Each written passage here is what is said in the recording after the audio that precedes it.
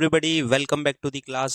तो आज से इस चैनल पे हम लोग स्टार्ट करने वाले हैं गुजरात बोर्ड की मार्च 2024 की एग्जामिनेशन के लिए एमसीक्यूज की सीरीज़। अब इसके अंदर ये जो सीरीज़ है ये अभी जो स्टार्ट कर रहे हैं वो इंग्लिश मीडियम के स्टूडेंट्स के लिए है, पर ऐसी ही एक सीरीज़ में गुजराती मीडियम के स्टूडेंट्स के लिए भी लेके आने वाला हूँ। तो इसमें हम लोग क्या करने वाले, हर एक चैप्टर के मोस्ट इंपॉर्टेंट 50 एमसीक्यूज को सॉल्व करेंगे जो बोर्ड में आने के चांसेस है और जो थ्योरी के लिए भी इम्पोर्टेंट है, मतलब थ्योरी वाले भी है और न्यूमेरिकल वाले भी है।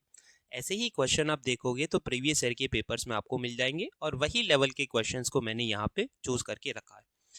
तो अभी हम लोग स्टार्ट करने जा रहे हैं चैप्टर नंबर 1, उसके 50 एमसीक्यूज यहाँ पे हम लोग करेंगे जो है आपका इलेक्ट्रिक चार्जेस एंड फील्ड। तो जल्दी से शुरू कर देते हैं। अगर आप लोग चैनल पे नए हो तो प्लीज़ सब्सक्राइब कीजिए, और बहुत सारे चैप्टर्स के वन शॉट मैंने ये चैनल पे अपलोड करके रखे हैं, तो आप प्लेलिस्ट में जाके उसको चेक कर सकते हो, और बाकी जो चैप्टर्स है वो भी मैं जल्दी से जल्दी अपलोड कर दूंगा, ठीक है। तो चलिए चैप्टर 1, पहला MCQ, when any neutral conductor is made charged. देखो अभी बस इतना बोला है कि उसको चार्ज करना है, यानी मान लो कि मेरे पास एक न्यूट्रल कंडक्टर है। न्यूट्रल का मतलब क्या होता है कि मान लो कि इसके पास 3 पॉजिटिव है तो सामने 3 नेगेटिव होंगे, ये आपका न्यूट्रल। अभी आपको बोला है कि मेड चार्ज, कौन सा चार्ज करना है वो नहीं बोला। अगर मान लो कि मैं इसको पॉजिटिव चार्ज कर रहा हूँ तो मुझे क्या करना पड़ेगा कि इसका एक इलेक्ट्रॉन रिमूव करना पड़ेगा। इलेक्ट्रॉन मुझे रिमूव करना पड़ेगा। इलेक्ट्रॉन रिमूव करूंगा तो मास क्या होगा, डिक्रीज होगा। अच्छा, उसी तरीके से अगर मैं इसको नेगेटिव चार्ज करता हूं तो मुझे इसको इलेक्ट्रॉन देना पड़ेगा। इलेक्ट्रॉन मुझे देना पड़ेगा, यानी बॉडी को इलेक्ट्रॉन गेन करना पड़ेगा। अगर बॉडी इलेक्ट्रॉन गेन करेगी तो मास इंक्रीज होगा। यानी आपको बस इतना बोला है कि इसको चार्ज करो। अगर स्पेसिफिकली बोला होता पॉजिटिवली चार्ज तो मास डिक्रीज, नेगेटिवली चार्ज तो मास इंक्रीज, पर यहाँ सिर्फ बोला है उसको चार्ज करो, तो यहाँ आंसर आएगा मे इंक्रीज और डिक्रीज। उसका जो मास है इंक्रीज भी हो सकता है। कब? जब आप उसको पॉजिटिव चार्ज करो तो इंक्रीज, नेगेटिव चार्ज करो तो इंक्रीज, पॉजिटिव चार्ज करो तो डिक्रीज। सिर्फ चार्ज करने को बोला है, आंसर आएगा सी, ठीक है। चलिए 2, dash number of electrons have 1 coulomb charge. देखो नंबर ऑफ इलेक्ट्रॉन्स बताने हैं, नंबर ऑफ इलेक्ट्रॉन्स आपको बताने हैं। इलेक्ट्रॉन्स, कितने इलेक्ट्रॉन्स का चार्ज 1 कूलम होगा। 1 कूलम यानी इलेक्ट्रॉन के लिए उसको लिखना पड़ेगा -1 कूलम। अच्छा, अभी सबको फॉर्मूला पता है, Q is equal to NE। Q कितना, -1। नंबर बताना है, E कितना इलेक्ट्रॉन के लिए, -1.6 10⁻⁻⁹। चलो इसको नीचे ले आओ। N is equal to -1 divide by -1.6 10⁻⁻⁹। ये माइनस माइनस आपका प्लस हो जाएगा, -19 पावर ऊपर जाएगी। 1 डिवाइड बाय 1.6 0.625, -19 ऊपर जाके +19, फाइनल आंसर आ जाएगा 6.25 10⁻18 इलेक्ट्रॉन्स। तो आपका आंसर आ जाएगा ऑप्शन नंबर बी, ठीक है। चलिए next, when a positively charged rod is brought near electrically neutral good conductor, then good conductor will become dash, will dash। तो ऑप्शन है will become positively charged, will become negatively charged, will remain neutral, none of the above। देखो आपको करना क्या है कि एक electrically neutral conductor है। न्यूट्रल का मतलब मैंने आपको समझाया कि मान लो कि 3 या 4 प्लस है तो सामने 4 माइनस होंगे। एक पॉजिटिवली चार्ज रॉड को इधर लेके आना है, बस कनेक्शन नहीं करना, बस ब्रॉड क्लोजर। तो ऐसा करने से होगा क्या कि कंडक्टर आपका जो था यहाँ पे, उस पे जो पॉजिटिवली चार्ज रॉड आया है वो क्या करेगा कि उसके सारे नेगेटिव को एक तरफ अट्रैक्ट कर लेगा और सारे पॉजिटिव को रिपेल करके दूर भेज देगा। पर ऐसा करने से बॉडी का जो टोटल नंबर ऑफ चार्ज है वो चेंज नहीं हुआ, वो बस क्या हो गए, सेपरेट हुए। वो बस क्या हुए, सेपरेट हुए। तो बॉडी जो पहले न्यूट्रल थी अभी भी बॉडी क्या है, न्यूट्रल ही है। अभी भी बॉडी क्या है, न्यूट्रल ही है। तो कोई फर्क नहीं पड़ेगा। इसके बदले अगर नेगेटिव रॉड आया होता तो वो पॉजिटिव को इधर खींच लेता, नेगेटिव उधर चले जाते। ये केस में भी बॉडी क्या रहेगी, न्यूट्रल ही रहेगी। आंसर आएगा न्यूट्रल। चलिए number 4, for making any neutral body positively charged, deposit electrons, remove electrons, remove protons, remove neutrons. देखो एक न्यूट्रल बॉडी है, उसको आपको करना है पॉजिटिवली चार्ज। देखो न्यूट्रल बॉडी क्या होती है कि जितने प्लस उतने माइनस। मान लो कि 3 या 4 प्लस दिखाता हूं मैं तो सामने 4 माइनस। अभी मुझे करना है उसको पॉजिटिवली चार्ज। देखो पॉजिटिवली चार्ज का मतलब होता है पॉजिटिव ज़्यादा होनी चाहिए। तो मेरे पास दो ऑप्शन है, या तो मैं इलेक्ट्रॉन रिमूव कर दूंगा या तो मैं उसको प्रोटॉन दे दूंगा। बॉडी अगर इलेक्ट्रॉन रिमूव कर रही है या फिर प्रोटॉन गेन कर रही है, पर कौन सा वाला इजी होगा? तो इलेक्ट्रॉन रिमूव करना इजी होगा, क्योंकि इलेक्ट्रॉन आउटर ऑर्बिट में होते हैं, प्रोटॉन होते हैं न्यूक्लियस के अंदर। तो ये पॉसिबल नहीं है, इलेक्ट्रॉन रिमूव करना पॉसिबल है, ऑप्शन नंबर बी। यानी आप उसको प्रोटॉन दे दोगे ना तो भी वो बन सकता है पॉजिटिव, पर वो पॉसिबल नहीं है क्योंकि वो न्यूक्लियस के अंदर, इलेक्ट्रॉन रिमूव करना पड़ेगा अगर उसको पॉजिटिव करना है। ठीक है, चलिए number 5, positive charge inside 2He4 atom. कितना पॉजिटिव चार्ज है? तो 2He4, अभी सबको पता है कि ये है आपका एटॉमिक नंबर, जो होता है नंबर ऑफ प्रोटॉन्स के बराबर। ठीक है, तो दो प्रोटॉन है तो चार्ज क्या होगा? Ne के अकॉर्डिंग 2 और E कितना? 1.6 10⁻⁻19। आंसर आएगा ऑप्शन नंबर बी। ठीक है, चलिए नंबर 7। अच्छा 6 छूट गया शायद बीच में, कोई बात नहीं। Number 7, one body has 2.5 10⁻13 protons. Now if it carries -2 microcoulomb charge, then how many electrons are there? देखो आपको क्या क्या गिवन है पहले लिख देते हैं। Number of protons 2.5 10⁻13, total charge -2, micro को मैं लिखता हूँ 10⁻⁻6, और आपको बताना है नंबर ऑफ इलेक्ट्रॉन्स कितने होंगे। अभी सबको पता है कि बॉडी का जो टोटल चार्ज है Q is equal to number of protons minus number of electrons into E। या फिर अगर चलो मैं थोड़ा सा और डिटेल में लिखूं तो आप ऐसे समझो कि प्रोटॉन का charge n proton into E minus electron का charge n electron into E के बराबर होता है। टोटल चार्ज क्या होगा? अगर मान लो कि प्रोटॉन और इलेक्ट्रॉन नंबर इक्वल है, दोनों का नंबर इक्वल है, तो ये आंसर क्या आ जाएगा? Same, total charge 0। Total charge होगा प्रोटॉन का चार्ज माइनस इलेक्ट्रॉन का चार्ज। चलो टोटल चार्ज कितना है? -2 माइक्रो, यानी 10⁻⁻6। अच्छा इसमें से मैं E कॉमन निकाल लेता हूँ, उसको मैं बाहर लिख देता हूँ, 1.6 10⁻⁻19। पहला जो बचेगा आपका नंबर ऑफ प्रोटॉन्स, वो कितने हैं? 2.5 10⁻13 माइनस नंबर ऑफ इलेक्ट्रॉन्स, मुझे नहीं पता, वही निकाल ले मुझे। ठीक है, चलो इसको मैं नीचे ले आता हूँ। -2 इंटू 10⁻⁻6 डिवाइड बाई 1.6 10⁻⁻19। सामने बचा 2.5 10⁻13 माइनस नंबर ऑफ इलेक्ट्रॉन्स। अच्छा लेफ्ट वाली को अगर मैं डिवाइड करूं 2 डिवाइड बाई 1.6, तो मेरा आंसर आ रहा है 1.25। ये माइनस में रहेगा अभी, -1.25।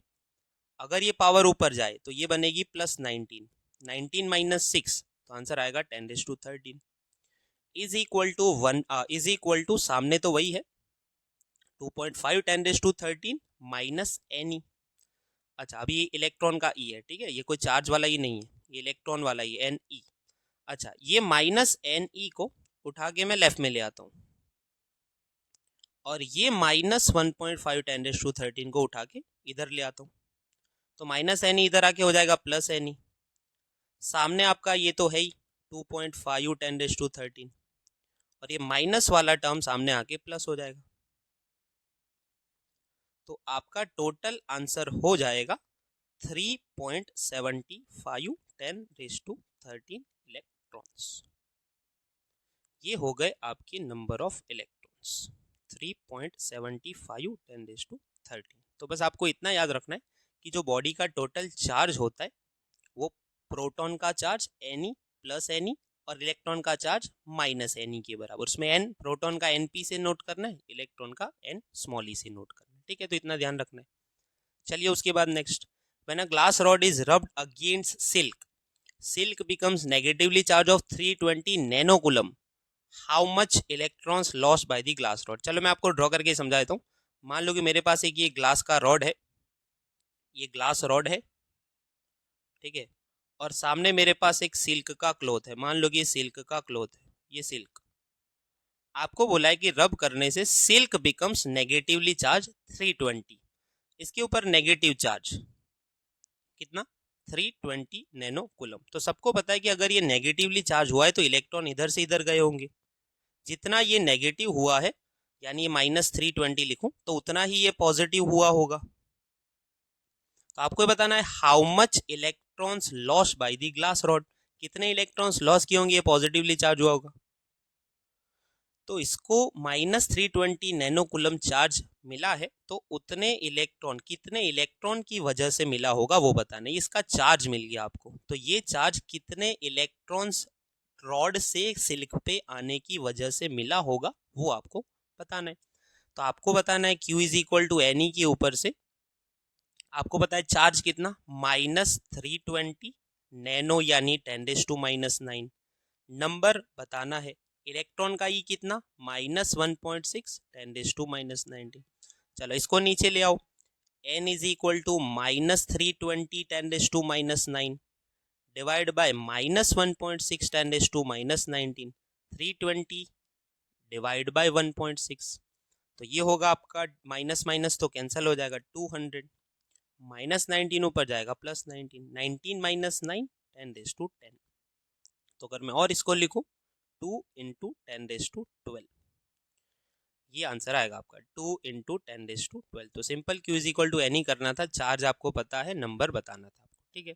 चलिए next, there are 2 identical spheres A and B, now Q is established on each sphere. मेरे पास 2 स्फीयर है A एंड B, ठीक है। अच्छा इसको थोड़ा सा सर्कल कर लेते हैं, ओके, ये मेरा A हो गया और ये मेरा B हो गया, दोनों के ऊपर Q चार्ज है, इसके ऊपर भी +Q, इसके ऊपर भी +Q। अच्छा, there is a third identical neutral sphere C, एक और आइडेंटिकल है, एक और आइडेंटिकल स्फीयर है मेरा, एक और आइडेंटिकल स्फीयर है मेरे पास। अच्छा इसको मैं क्या करता हूँ, कॉपी कर लेता हूँ, नहीं कोई बात नहीं, दूसरा ड्रॉ कर लेते हैं। एक और आइडेंटिकल स्फीयर है C, ये आपका न्यूट्रल है, ये आपका न्यूट्रल है, ये C, यानी इसके ऊपर अभी कोई चार्ज नहीं है। अच्छा अभी करना क्या है, now sphere C is first brought in contact with A and separated, then brought in contact with B and separated, after this what will be charge on C। देखो सबसे पहले इसको यहाँ इसके साथ कॉन्टेक्ट में लेके आना।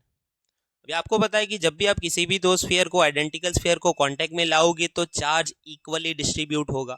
तो अगर मैं QC के ऊपर after contact with A, after contact with A, तो QC आपका बन जाएगा उसका खुद का 0 प्लस सामने वाले का Q डिवाइड बाई 2 यानी Q/2। C का जो चार्ज बन जाएगा Q/2, आधा आधा बढ़ जाएगा दोनों में, इसके पास Q था, इसके पास 0 है, तो आधा आधा बढ़ जाएगा, यानी इसके पास रह जाएगा Q/2, इसके पास आ जाएगा Q/2। अच्छा अभी इसके पास Q/2 है, ये Q/2 लेके इसके साथ कांटेक्ट में आ रहा है, यानी अभी क्या सिचुएशन है, देखो अभी क्या सिचुएशन है कि C के पास कितना है Q/2, B के पास कितना है Q, अभी ये दोनों एक दूसरे से कांटेक्ट में आ रहे हैं।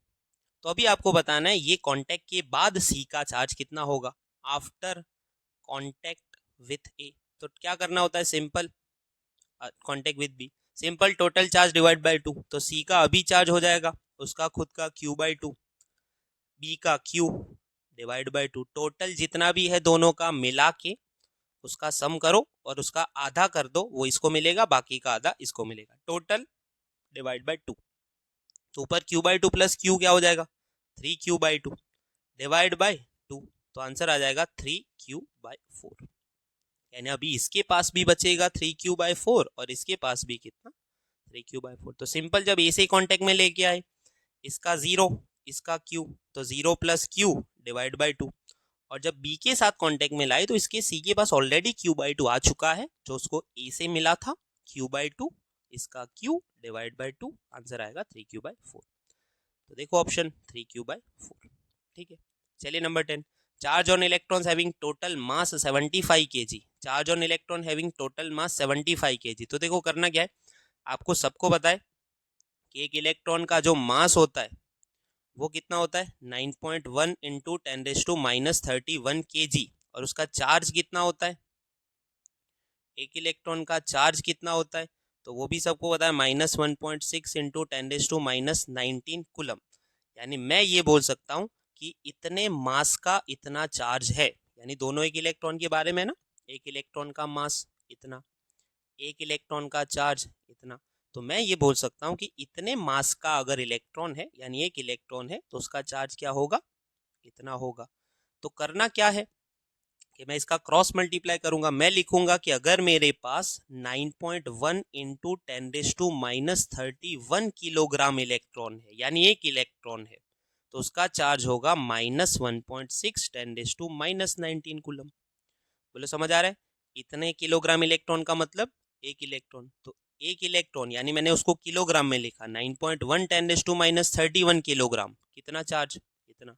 तो अभी मेरे पास क्वेश्चन में है 75 किलोग्राम इलेक्ट्रॉन्स का कितना चार्ज। तो करें 75 इंटू -1.6 10⁻19 डिवाइड बाय 9.1 10⁻31। तो करो क्या आंसर आ रहा है, 75 इंटू 1.6 डिवाइड बाय 9.1। तो ये आंसर आ रहा है 13.18। पावर अगर मैं चेक करूं तो ये -31 है, ऊपर जाएगी तो +31, 31 - 19 तो ये बचेगा 12। फाइनल आंसर आ जाएगा, अच्छा ये माइनस रहेगा आगे, फाइनल आंसर आ जाएगा -1.318 10⁻13। -1.32 इन लोगों ने दिया है, -3.18 इंटू 10⁻13, इतना आंसर आएगा। तो आपको मास, इतने मास का इतना चार्ज, यानी ये एक इलेक्ट्रॉन का है, एक इलेक्ट्रॉन का मास है, तो उसका चार्ज कितना, -1.6 10⁻19 75 kg का कितना, ठीक है। चलिए 11, net charge on object having 9 into 10⁻13 protons and 6 into 10⁻13 electrons. जैसा मैंने आपको बोला कि जो टोटल चार्ज होता है प्रोटॉन का NPE माइनस इलेक्ट्रॉन का NEE, चलो E मैं बाहर निकाल लेता हूँ, NP माइनस NE, चलो E कितना है 1.6 10⁻19, number of protons 9 into 10⁻13 minus number of electrons 6 into 10⁻13। चलिए 1.6 10⁻19 तो रहेगा ही, अंदर वाला ये जो आंसर है वो आएगा 3 इंटू 10⁻13। तो फाइनल आंसर आ जाएगा मल्टीप्लाई करके 4.8 10⁻6 कूलम, यानी 4.8 माइक्रो कूलम। कितना, 4.8 माइक्रो। देखो प्लस में आएगा क्योंकि नंबर ऑफ प्रोटॉन ज़्यादा है, इलेक्ट्रॉन्स कम है, ठीक है। तो आंसर ऑप्शन नंबर बी आएगा।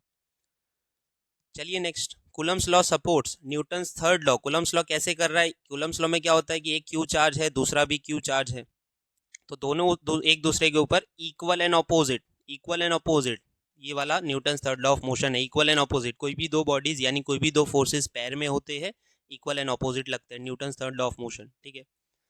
13, as shown in figure 4 electric charges are placed on the vertices of the square, there is a free electron on it, where will the electron move. तो देखो simple है कि अगर ये यहाँ पे beta है, यहाँ पे, अच्छा बीटा है ना, अच्छा बीटा का कुछ, हाँ नेगेटिव, बीटा माइनस।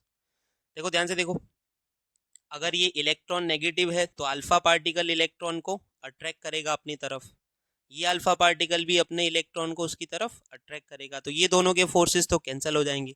ये बीटा माइनस है, बीटा माइनस हमारे इलेक्ट्रॉन माइनस को क्या करेगा, रिपेल करेगा इधर, और ये प्रोटॉन उसको अट्रैक्ट करेगा, यानी यहाँ से ये बीटा उसको रिपेल करेगा और सामने से प्रोटॉन अट्रैक्ट करेगा, यानी उसके ऊपर दो फोर्सेस लग रहे हैं, ये बीटा माइनस का रिपल्सिव फोर्स रिपेल, और ये प्रोटॉन का अट्रैक्टिव फोर्स, तो वो जाएगा डी की तरफ। अगर चारों तरफ से फोर्सेस लग रहे होते, मान लो कि चार फोर्सेस ऐसे, एक ऊपर एक इधर एक इधर एक इधर, तो वो कहीं नहीं जाता, वो अपनी जगह पे ही रहता, पर दो फोर्सेस एक तरफ लग रहे, ये नेगेटिव सेंटर के नेगेटिव को रिपेल कर रहा है, ये पॉजिटिव उसको अट्रैक्ट कर रहा है, तो दो एक तरफ लगने से वो डी की तरफ जाने लगेगा, ठीक है। चलिए number 14, if Coulomb's law is represented by F equal to K Q1 Q2 R⁻²n। अच्छा फोर्स का फॉर्मूला है K Q1 Q2 upon R²। अगर मैं इसको ऊपर लिखूं तो ये आ जाएगा K Q1 Q2 R⁻², तो इसको कंपेयर कर लो, R⁻n R⁻², तो n इज इक्वल टू कितना, -2, ठीक है, option number D. 15, if F1 and F2 are forces acting on electron and proton placed in the uniform electric field respectively, दोनों एक दूसरे पे इक्वल एंड अपोजिट फोर्स लगाएंगे, ये बिल्कुल इजी है, इक्वल एंड अपोजिट फोर्सेस लगाएंगे, ठीक है। चलिए 16, electric force on alpha particle placed in electric field of 20 into 10⁴। देखो अल्फा पार्टिकल होता क्या है, अल्फा तो होता है हीलियम का न्यूक्लियस 2He4, तो उसका जो चार्ज होता है ना अल्फा पार्टिकल का, वो होता है 2 प्रोटॉन के बराबर, 2 प्रोटॉन के बराबर, ठीक है। तो हमें इलेक्ट्रिक फील्ड के अंदर फोर्स पूछा है, तो सिंपल एक फॉर्मूला है F is equal to QE।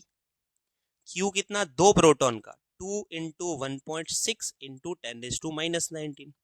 Q कितना होगा, Ne लिखेंगे ना, Q is equal to Ne अगर मैं लिखूं, देखो अगर ये Ne लिखूं तो ये आपका N हो गया और ये आपका E हो गया, और आपको कैपिटल E की जगह क्या लिखनी है, इलेक्ट्रिक फील्ड की वैल्यू 20 इंटू 10⁴। तो कितना आंसर आ जाएगा, तो 16 1.6 इंटू 2 3.2, 3.2 इंटू 20, तो ये हो जाएगा 64 इंटू 10⁻19 प्लस 4, तो ये हो जाएगा -15।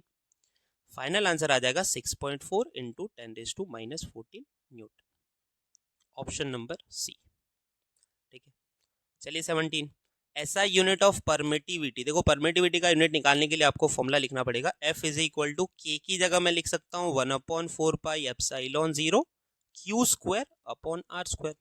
अच्छा ε0 को सब्जेक्ट बनाओ, Q² डिवाइड बाय 4π, F नीचे आ जाएगा, R² इधर, तो इसका यूनिट बनेगा कूलम स्क्वायर, नीचे 4π का तो कुछ होगा नहीं, न्यूटन मीटर स्क्वायर, तो इसको अगर मैं ऊपर ले लूँ कूलम स्क्वायर, न्यूटन -1 मीटर -2, कौन सा आ जाएगा, ऑप्शन नंबर ए आ जाएगा, ऑप्शन नंबर ए।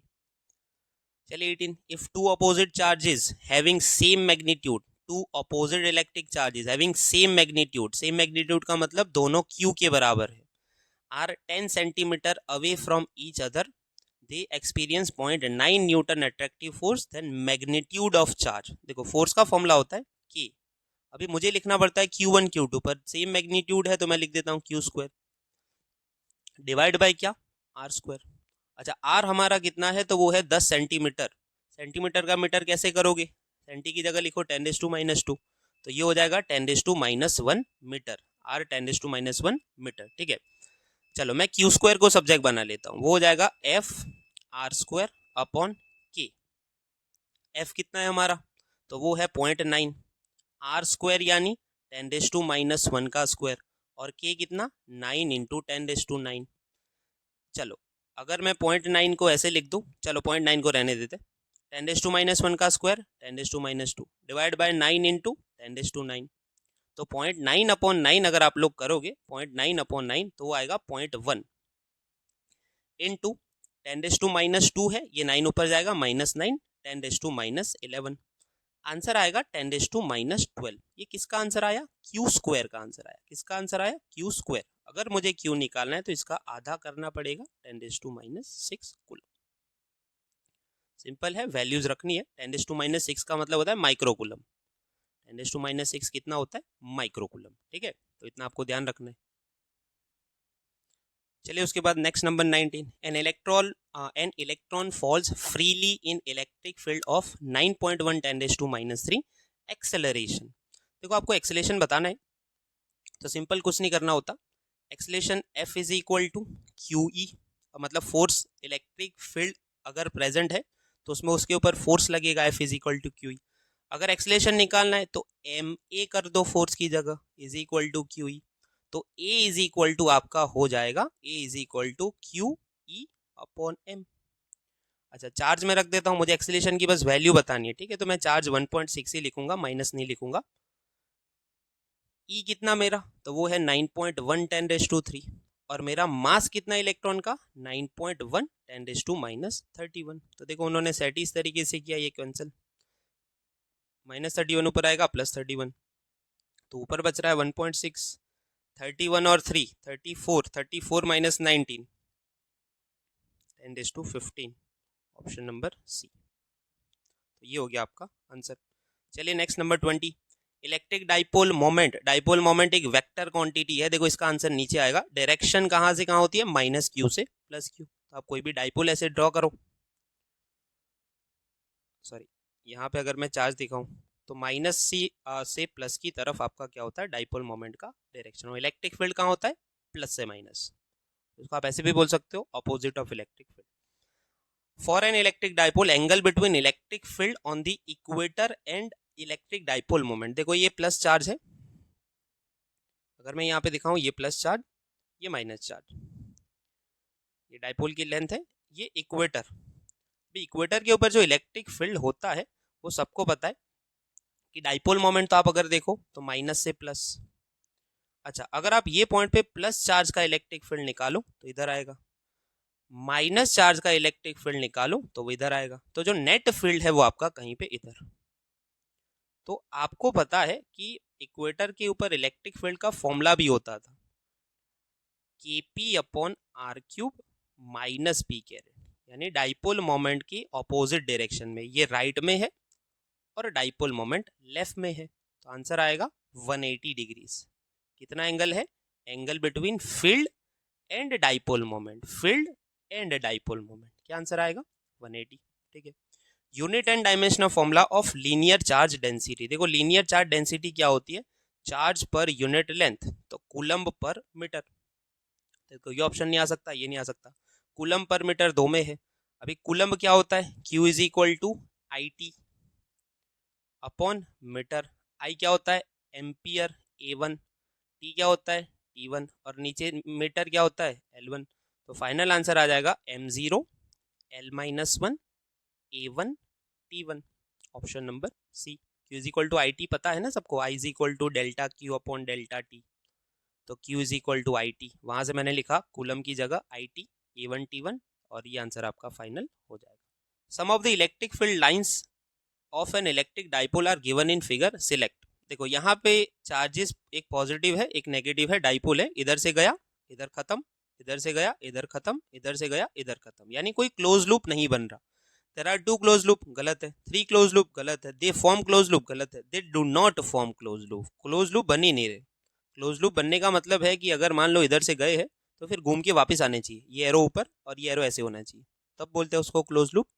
यहाँ चालू हुए खत्म हो गए, क्लोज लूप नहीं बन रहा. ठीक है. चलिए 29. Q charge is distributed over a semi circular wire, electric field at its centre. देखो सेमी सर्कुलर वायर है कुछ इस तरीके से, सेमी सर्कुलर वायर है कुछ इस तरीके से. ठीक है. इसको थोड़ा सा अभी ऐसे दिखा दो, अभी समझ लो ये सेमी सर्कुलर. चलो एक मिनट, इसको थोड़ा सही से ड्रॉ करते हैं, इसके बिना ही हो जाएगा. ये सेमी सर्कुलर वायर है. हाँ देखो यहाँ पे आपको बताना है इलेक्ट्रिक फील्ड. देखो सबको पता है एक तरीके से वायर है ना, तो वायर से अभी अगर मैं आपको बताऊं कि ये सेंटर का वायर के सभी पॉइंट से डिस्टेंस तो सेम ही होगा ना, ये डिस्टेंस सभी पॉइंट से क्या होगा? सेम ही होगा. ठीक है. तो फॉर्मूला है electric field due to charged wire E is equal to 2K lambda upon R. यानी ये डिस्टेंस R, ये R, ये डिस्टेंस R, ये डिस्टेंस R. ठीक है, सभी से सेम डिस्टेंस है. अच्छा 2K अपॉन R, लैम्डा होता है Q अपॉन L. सबको पता है लैम्डा का मतलब होता है चार्ज डेंसिटी, जिसको बोला जाता है charge per unit length. 2K upon R into Q. अच्छा लेंथ, ये जो लेंथ है ऑफ अ सेमी सर्कल, देखो टोटल लेंथ होती है सरकमफ्रेंस, और ये आधा है तो सरकमफ्रेंस बाय 2. अगर पूरा सर्कल होता तो सरकमफ्रेंस, आधा सर्कल है सेमी सर्कल, तो हमारी जो लेंथ होगी सेमी सर्कुलर वायर की सरकमफ्रेंस डिवाइड बाय 2, यानी 2 पाई r डिवाइड बाय 2, यानी लेंथ होगी पाई r के बराबर, पाई r के बराबर. तो l की जगह मैं लिख दूंगा पाई r.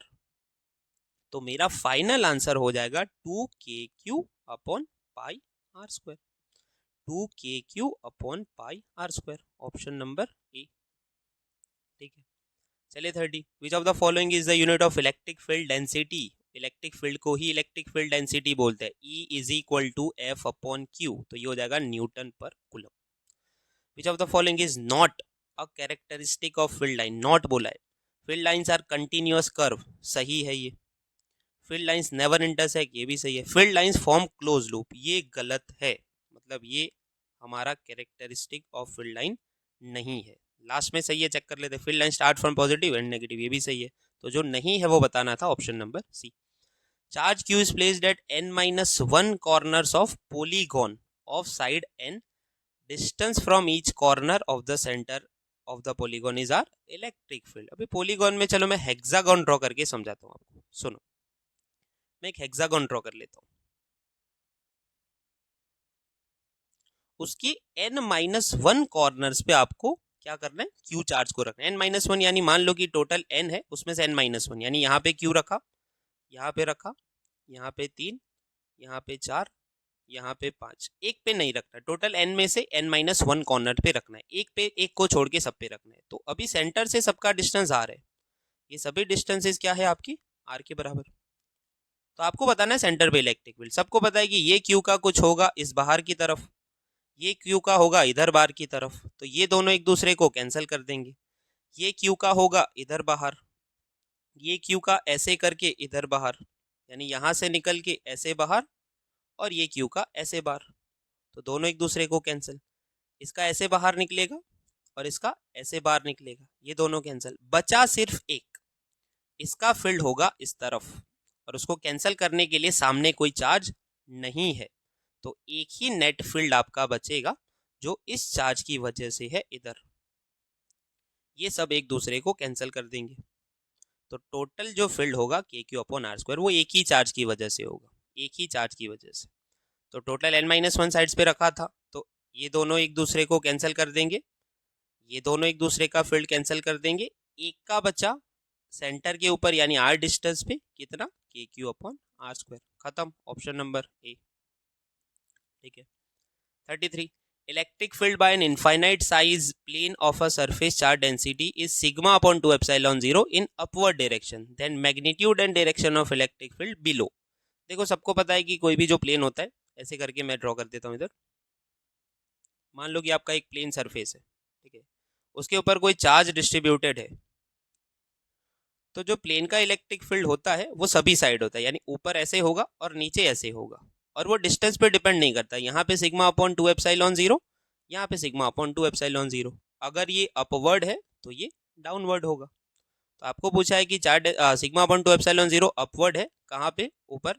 Then magnitude and direction of field below, तो नीचे कितना होगा, सिग्मा अपॉन 2 एप्सिलॉन 0 ही होगा, पर डाउनवर्ड होगा।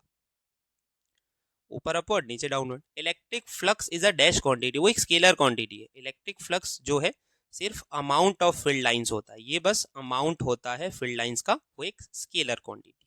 ठीक है, चलिए 35, डायमेंशनल फॉर्मूला ऑफ फ्लक्स। अभी इसको निकाल के बताता हूं मैं, एक मिनट, हाँ, phi is equal to E A cos theta, कोई डायमेंशन नहीं होता। ई की जगह मैं लिख सकता हूँ F upon Q into A. F की जगह मैं लिख सकता हूँ मास इंटू एक्सेलरेशन, क्यू की जगह मैं लिख सकता हूँ आई टी, और ए का ए। चलो ये सबका यूनिट लिखो। मास का होगा किलोग्राम, एक्सेलरेशन का होगा मीटर पर सेकंड स्क्वायर, एरिया का होगा मीटर स्क्वायर, नीचे आई का होगा कुलम, अरे सॉरी आई का कुलम का एम्पियर, और टी का होगा सेकंड। तो मैंने क्या किया कि बड़ा जो फॉर्मूला था उसको डिवाइड किया, एफ अपॉन क्यू। अभी एफ को भी मैंने डिवाइड कर दिया मास इंटू एक्सेलरेशन में। अभी क्या हो रहा है, तो ऊपर kilogram, metre into metre square metre cube, नीचे एम्पियर और सेकंड क्यूब। किलोग्राम का होता है m1, मीटर क्यूब का L3, नीचे से सेकंड क्यूब ऊपर आएगा T-3, और ए ऊपर आएगा A-1। चेक कर लो, ऑप्शन है m1 L3 T-3 A-1, option number D. तो डायमेंशनल फॉर्मूला निकालने का तरीका ये, आपको उसको छोटे छोटे यूनिट्स में फॉर्मूला में डिवाइड करना है। एफ को एम ए कर दिया, क्यू को आई टी कर दिया, फिर उसके यूनिट्स लिखने, और उसके ऊपर से डायमेंशनल फॉर्मूला बन जाएगा। ठीक है। 36, if a charge Q is placed at the centre of the cube, flux associated with each edge. Edge का मतलब आप देख लो कि ये क्यूब हो गया आपका, ऐसे ड्रॉ कर लेते इसको। अभी क्यूब में कितनी एजेस है, तो क्यूब में टोटल 12 एजेस है, 1 2 3 4 5 6 7 8, 8 हो गई, आगे पीछे 9 10 11 12। तो अगर टोटल फ्लक्स है, टोटल फ्लक्स मेरा Q बाई एप्सिलॉन 0 है, तो हर एक एज के हिस्से में कितना आएगा, 1/12। एज के हिस्से में आएगा Q बाई 12 एप्सिलॉन 0, टोटल का 1/12 उसके हिस्से में आएगा। टोटल क्योंकि 12 एजेस है, टोटल Q बाई एप्सिलॉन 0, हर एक एज को कितना मिलेगा, उसका 1/12 मिलेगा। ठीक है। 37, on two hollow spheres, charge minus q and plus q are placed, so hollow flux on each is phi. Now both are connected as shown in figure. Total flux देखो, एक है प्लस q, एक है minus q. इसका खुद का flux phi है, इसका फाई है, दोनों को ऐसे कनेक्ट कर दिया. अभी आप देखो कि जैसे ये कनेक्ट हो रहे ऐसे करके, तो ये पूरा एक क्लोज्ड सिस्टम है. इसका शेप कुछ भी हमें कोई फर्क नहीं है, ये पूरा एक क्लोज्ड सरफेस है, क्लोज्ड सिस्टम है. क्लोज्ड सिस्टम में आप टोटल चार्ज देखो तो ये एक प्लस क्यू और एक माइनस क्यू, यानी टोटल चार्ज कितना है मेरा, जीरो. और according to Gauss's law, Q by epsilon zero, अगर चार्ज जीरो है तो फ्लक्स भी जीरो होगा. तो आपका शेप कुछ भी हो, हमें मतलब है कि वो बंद शेप है और उसमें टोटल चार्ज एक प्लस क्यू और एक माइनस क्यू, तो total charge zero, total charge zero तो फ्लक्स भी zero. When electric flux with the surface will be positive, flux का फॉर्मूला क्या होता है, ई ए कॉस थीटा. तो जब कॉस थीटा पॉजिटिव होगा तो फ्लक्स पॉजिटिव, और कॉस थीटा पॉजिटिव कब होता है, कॉस लेस देन 90, यानी कॉस नहीं सॉरी कॉस नहीं लिखेंगे, थीटा लेस देन 90. क्या लिखेंगे, theta less than 90. Theta less than जब 90 होगा तो फ्लक्स आपका पॉजिटिव होगा, क्योंकि फर्स्ट क्वाड्रेंट में कॉस की वैल्यू पॉजिटिव है, ठीक है ना. अगर ग्रेटर देन 90 होगा तो कॉस की सारी value negative. Number of electric field lines emerge out of 1 milli coulomb charge. Simple है, phi is equal to number of electric field lines का मतलब होता है फ्लक्स, वो होगा आपका q by epsilon zero. q है 1 मिली यानी 10⁻³ और एप्सिलॉन जीरो 8.85 10⁻⁻12. तो अगर मैं इसको डिवाइड करूंगा तो मेरा आंसर आएगा 0.113, ये -12 ऊपर जाके +12, 12 माइनस 3 8, तो फाइनल आंसर हो जाएगा 1.13 10⁻7. अच्छा 12 माइनस 3 मैंने गलती से 8 लिख दिया, वो 9 होगा. फाइनल आंसर दिमाग में चल रहा था मेरे, एक सेकंड. 12 माइनस 3 आपका इधर बनेगा 9, तो फाइनल आंसर हो जाएगा 8, 1.13 10⁸. ठीक है, ये हो गया आपका आंसर. चलिए number 40, charge q is inside a hollow cylinder, a flux associated with its curved surface b is phi. यानी जो कर्व्ड सरफेस है उसमें से जो फ्लक्स निकल रहा है वो phi. Then flux associated with surface a का फ्लक्स बताना है. देखो a और c का सरफेस एरिया अगर सेम है तो दोनों का फ्लक्स भी सेम होगा. टोटल फ्लक्स होगा a का प्लस b का प्लस c का. ठीक है, चलो चार्ज अंदर अगर q है तो टोटल फ्लक्स होगा q बाई एप्सिलॉन जीरो. अच्छा मुझे बताना है a का, और मुझे ये पता है कि a का जो फ्लक्स है वो c के फ्लक्स के बराबर, क्योंकि दोनों का सरफेस एरिया सेम है. तो दोनों में से सेम नंबर ऑफ लाइंस, इधर से जितनी निकलेगी उतनी ही इधर से निकलेगी. तो अगर मैं ऐसा करूं फाई a, देखो मुझे फाई b का फ्लक्स बोल दिया है फाई के बराबर, b का फ्लक्स है फाई, इसको मैं टोटल लिख देता हूं इधर, और c का फ्लक्स a के बराबर ही है तो मैं उसको फाई लिख देता हूं. टोटल फ्लक्स कितना, q by epsilon zero. a का निकालना है फाई a, b का मुझे क्वेश्चन में बोला फाई तो मैंने फाई लिखा, और c का a के बराबर तो फाई a. तो ये हो जाएगा q by epsilon zero is equal to phi a plus phi a, 2 phi a plus b का कितना फाई. चलो ये फाई को मैं उठा के इधर ला रहा हूँ लेफ्ट में, q by epsilon zero minus phi is equal to 2 phi a.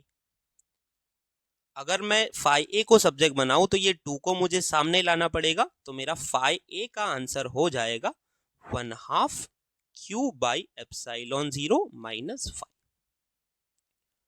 तो ये शायद एनसीईआरटी एग्जाम्पलर का एमसीक्यू है. तो सिंपल आपको कुछ नहीं करना, total is equal to a का प्लस b का प्लस c का, टोटल है q by epsilon zero, a का a, c का भी a के बराबर है, b का फाई है, तो बस उसमें से फाई a को सब्जेक्ट बनाएंगे. देख लेते ऑप्शन नंबर, ये आंसर आएगा. ठीक है, चले 41, a charge particle of mass 2m and charge 3e travels in field e. Acceleration, देखो एक्सेलरेशन का वापस question, f is equal to Q E, M A is equal to Q E, तो a is equal to कितना Q E upon m. चलो q कितना, तो electric charge है 3e, capital E तो रहेगा, और मास कितना है 2m, 3 small e capital E upon 2m, option number B, ये आएगा answer. 42, sigma and rho are surface and volume charge density of a charge sphere. देखो चार्ज स्फीयर के बारे में आपको एक चीज पता होनी चाहिए कि उसके ऊपर जो चार्ज है वो सरफेस के ऊपर ही होता है, अंदर कोई चार्ज नहीं होता. तो अगर अंदर चार्ज नहीं है तो रो आपकी वॉल्यूम चार्ज डेंसिटी वो जीरो होगी, और ये जीरो नहीं होगी, सिग्मा जीरो नहीं होगी, रो आपकी जीरो होगी, क्योंकि वॉल्यूम में चार्ज नहीं है तो volume charge density zero, surface पे है तो वो जीरो नहीं होगी। Dimensional formula of K square upon G M E M P, देखो सबको पता है कि इलेक्ट्रिक फोर्स बिटवीन चार्जेस होता है K square upon R square, और ग्रेविटेशनल फोर्स बिटवीन चार्ज क्या होता है G M E M P upon R square, यानी इलेक्ट्रॉन प्रोटॉन के बीच का। अगर मैं दोनों का रेशियो ले लूँ F E upon F G, तो वो आ जाएगा के स्क्वायर, अच्छा ये दोनों कैंसिल हो जाएंगे अगर मैं रेशियो लेता हूँ, divide by ji M E M P, यानी ये जो क्वेश्चन में गिवन है वो रेशियो है किस किस का, इलेक्ट्रिक फोर्स और ग्रेविटेशनल फोर्स, और अगर वो रेशियो है तो वो डायमेंशन लेस होगा, डायमेंशन लेस होगा, तो ये एक रेशियो है तो वो डायमेंशन लेस होगा। Option number D, text book का क्वेश्चन है, ठीक है। 44, an infinite line charge produces a field of 9 into 10 raised to 4 at a distance 2 centimeter. Calculate the linear charge density. देखो इनफाइनाइट लाइन चार्ज है ऐसे, अभी किसी भी लाइन से r डिस्टेंस के ऊपर इलेक्ट्रिक फील्ड ऐसे होता है, और उसका फॉर्मूला होता है E is equal to 2k lambda upon r। मुझे लैम्डा निकालना है, E r अपॉन 2k। चलो मैं वैल्यू लिखता हूँ, E है 9 इंटू 10 रेज टू 4, अच्छा डिस्टेंस 2 सेंटीमीटर है, ध्यान रखना सेंटीमीटर का metre 2 into 10 raise to minus 2 divide by 2, के है 9 इंटू 10 रेज टू 9, तो देखो सब कुछ कैंसिल हो रहा है, इधर 9 9 गया, 2 2 गया, ऊपर बच रहा है 10 रेज टू 4, फिर ये माइनस 2, ये 4, ये माइनस 2, और ये माइनस 9 ऊपर प्लस 9 ऊपर जाके माइनस 9, तो पावर आ जाएगी 4 minus 11 minus 7, 10 raise to minus 7। अच्छा आंसर आपका ये आएगा 10 रेज टू माइनस 7। अच्छा ये नहीं, सॉरी ये आएगा, नहीं इसको कर लेते, चेक कर लेते, इसको मैं ऐसे लिख सकता हूँ 10 raise to minus 1 into 10 raise to minus 6, लिख सकते हैं ना। हाँ आपका आंसर जो मैंने पहले बोला हुआ आएगा 10 रेज टू माइनस 6।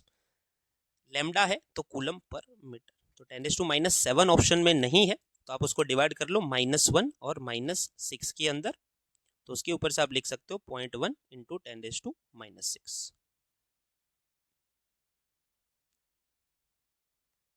-6 का क्या हो गया, माइक्रो हो गया, ठीक है, option number C.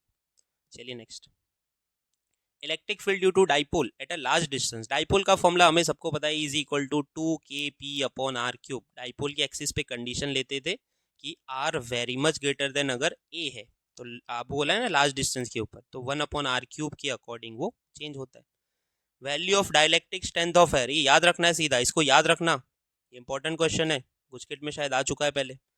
Dielectric strength of air 3 into 10 raise to 6। If a body contains n1 proton and n2 electron, total amount of charge, देखो मैंने आपको पहले ही बोला number of protons into E minus number of electrons into E. Number of protons है n1 ई और number of electrons है n2 ई, तो अगर मैं ई कॉमन निकाल लूँ n1 minus n2, n1 minus n2, ये ऑप्शन नंबर ही आ जाएगा, ठीक है। तो ये आपका आंसर, ये हम लोग पहले 2 बार कर चुके हैं। 49, पॉइंट डाइपोल। पॉइंट डाइपोल होता है जिसमें चार्जेस बहुत ज़्यादा करीब हो और चार्ज की वैल्यू बड़ी हो, यानी आपका जो डिस्टेंस है वो 0 की तरफ, यानी सॉरी डिस्टेंस जो 2a है लेंथ वो बहुत छोटी 0 की तरफ जानी चाहिए, और चार्ज बहुत बड़ी वैल्यू के यानी इनफाइनाइट, इन लेंथ के कंपेयर वो बड़े होने चाहिए, ठीक है। तो ये आंसर आएगा आपका option number A, option number A, ठीक है। Electric field due to uniformly charge plane sheet at a distance r। देखो कोई भी यूनिफॉर्मली चार्ज प्लेन शीट है, उससे किसी भी डिस्टेंस पे अगर आप लोग फील्ड निकालो तो उसका फॉर्मूला आता है आपका जो फील्ड आता है ई आता है सिग्मा अपॉन 2 एप्सिलॉन 0, यानी ये आर पे डिपेंड नहीं करता, यानी आप प्लेट से इधर निकालो इधर निकालो इधर, यहाँ निकालो यहाँ निकालो, सब जगह फील्ड सेम ही आएगा, वो डिस्टेंस पे डिपेंड नहीं करता। तो यहाँ पे हमारे 50 MCQs खत्म हो रहे। हाँ मैंने डिस्क्रिप्शन के अंदर टेलीग्राम चैनल का लिंक रखा है जहाँ पे आपको इसका PDF मैं प्रोवाइड कर दूंगा, पर सबसे पहले आपको इसका सॉल्यूशन देखना है, अच्छे से ट्राई करने खुद से MCQs, फिर जाके आप उसके PDF को देखना, क्योंकि न्यूमेरिकल है तो आपको फिर पढ़ के समझ नहीं आएंगे, सॉल्यूशन आपको देखना पड़ेगा। तो अगर आपको वीडियो अच्छा लगा हो, चीज़ें समझ में आई हो, तो प्लीज़ दोस्तों के साथ शेयर कीजिएगा, चैनल को सब्सक्राइब कीजिए, लाइक कीजिए और प्लीज़ कमेंट ज़रूर कीजिएगा। Thank you very